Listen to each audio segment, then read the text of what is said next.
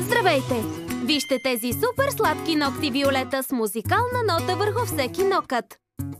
Днес ще ви покажем как да си ги направите.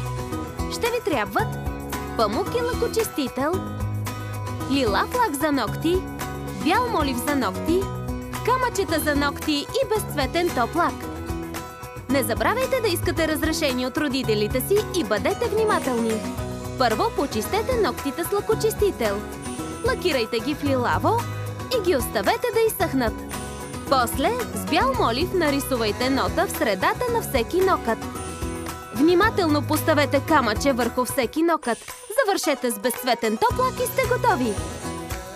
Красиви музикални ногти! Колко са сладки! Можете да намерите още идеи на уебсайта на Disney Channel.